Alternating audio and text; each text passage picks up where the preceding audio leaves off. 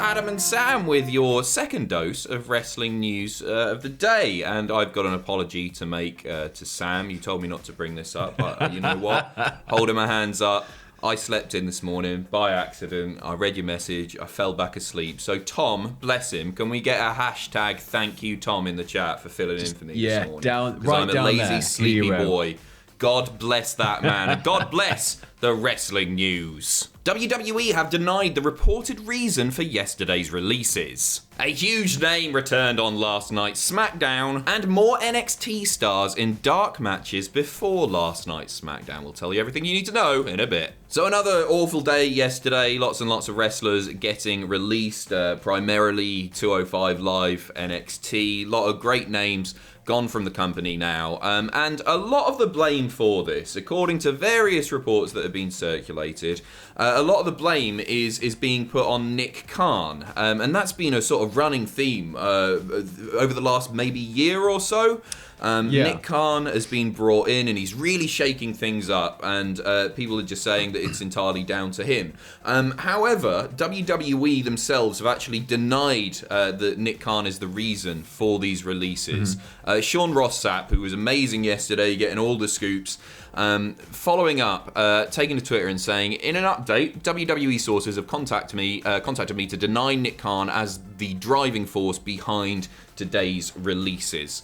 And so do you feel like he's maybe become a bit of a scapegoat? Because ultimately these releases, they will happen. The final approval for them, I guess, will be Vince McMahon, maybe Triple H on the NXT side of things. But do you think he's become a scapegoat? I think with everything that's been going on, with all the talk that Nick Khan has become, the driving force behind the next phase of WWE, the future of the company, and everything they want with that, you kind of see him as the reason, because all these changes are being made in general, and he's been bringing his own people in behind the scenes. But ultimately, you're right, the buck stops with Vince. And ultimately, if, say, we were in a situation where this is all simmered off, of course, this conversation, but we were in a situation where the company were looking to sell, or Vince was looking to step back and put somebody like Nick Khan in charge of it all, the one thing you're going to want to do is keep Nick Khan as far away from things like this as possible, because it doesn't allow people to build an opinion on him before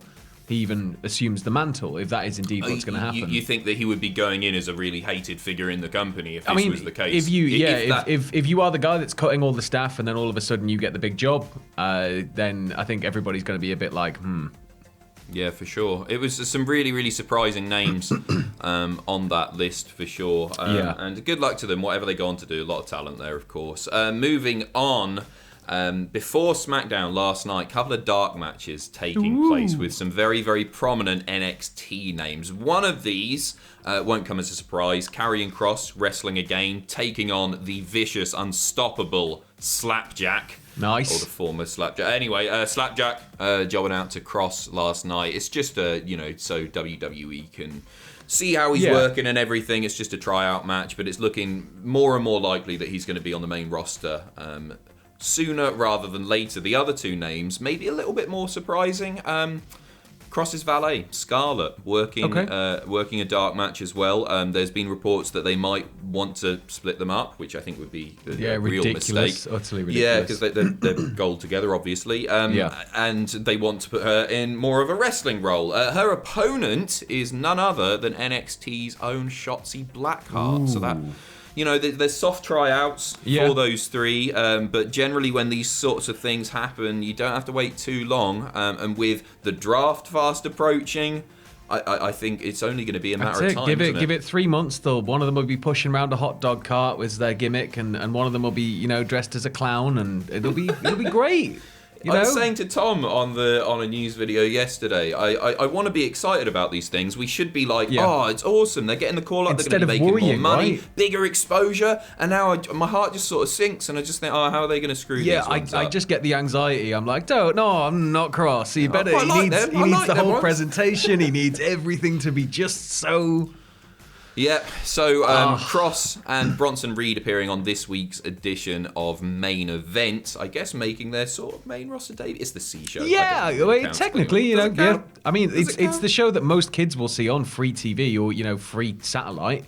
Yeah, I guess so. You're getting it reduced to a pretty large audience there, and I guess from there they'll look at the metrics. But yeah, for sure. Speaking of WWE comebacks, returns, that was an awful segue. That was the worst segue I've ever done. Tom's good at those. Anyway, right there. big name. Yeah, speaking of SmackDown. Big name returning last night. I'm sure you've all seen this by now, but Edge is back on WWE TV. Roman Reigns doing his Universal Championship victory celebration. Edge comes out, spears Jimmy Uso through the barricade, making his intentions very, very clear. He's going after Jimmy. He's going after Jimmy, that's right. No, he took him out. Roman just went, and just carried on celebrating. So this is interesting because earlier in the night, Seth Rollins cut in a promo saying that he was the next in line for a title opportunity. And this sort of, I guess, backs up reports that the match for SummerSlam is going to be Edge versus Rollins. There's going to be a big fallout there. Maybe Edge doesn't get the job done. Seth challenges Edge, something, I don't know. That's going to be a nice match, that though. Oh man, yeah, for sure. That'll be excellent. Proper thigh-rubbing material. Maybe we'll see Edge versus Roman at Money in the Bank. There's a possibility of a triple threat there. Roman beats them both, stacks them on top of each other again, and then the couple of losers could have a match at SummerSlam. And it's great to see Edge back. Obviously, SummerSlam is going to be excellent, and I think Money in the Bank is starting to look like a really good pay-per-view as well. After what was, let's face it, quite a mediocre Hell in a Cell. More Money in the Bank spots have been filled as well. Big E defeating Apollo Crews last night. For me, he's the favourite now in the men's. Yeah, this is all I can think is that because we've seen him wrestle Apollo now for months on end. I feel like he's going to go into this match, win, and then switch brands.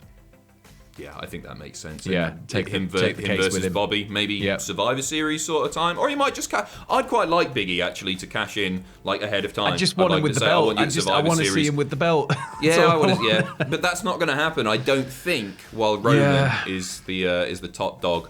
The top big dog over on SmackDown. He's, of course, joining Ricochet, Riddle, and John Morrison from Raw. Later on, Carmella was announced as the first woman to enter the Women's Money in the Bank. But then Liv Morgan came out, said she wanted a spot, and said, Sonya said that, you can have the spot if you can beat Carmella. And Liv went on to do that. So cool. Liv's in the match as well, and we will know another entry into the men's match as Kevin Owens and Sami Zayn face off in a last man standing match next week with a Money in the Bank spot on the line. You've got to believe that this is probably the way that they're going to write Kevin Owens out a bit. It looks like he's going to be taking some time off. Yeah. So if Sami beats him, in a last man standing match, you can do something absolutely brutal to Owens to write him off for a little bit. And then when Owens comes back, they can do the funny punches again and all that good stuff. So I mean that's awesome as well. And like, putting Sami into ladder stip matches. He's, all the shenanigans he got up to last time with the handcuffs and everything. It's. I think Sami's a very good fit for that. Well, Sami's gold, full stop. But I think it's awesome. But Big E to win, please. For sure. Unless Keith Lee's coming back, and then maybe Keith Lee to win. You can decide for yourselves. I wouldn't be able to choose. It'd be like choosing between your own children. It'd be like. Say that to my parents. They much prefer Daniel. And finally, some new names for some Performance Center recruits. NXT recruits being given new ring names. Harlem Bravado is now Andre Chase. Drew Casper is now Brutus Creed.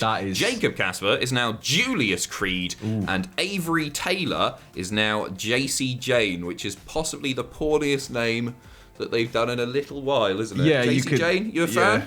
Of course. No, good luck to him. None of there's no stinkers on there. There's no slapjack or. I'm more caught up in Brutus Creed. That might be the most WWE name I've ever heard in my life. It's like a name like Vance, isn't it? Like it's just a WWE name. So there you go. Keep an eye out for Andre, Brutus, Julius, and JC Jane. We have been Adam and Sam. I actually turned up for this one. Thank you very much for watching. Tomorrow is my big day. 24 hours inside Hell in a Smell, kicking off at 1 p.m. BST. I have no idea what's going on. I've not been allowed in the office now for 2.5 days. All right, look at his stupid little porn star. This is going to suck. Yeah, brilliant. Well, so tune in to the suckiest stream that you've ever seen. It's going to suck. Anyway, all the best. Bye.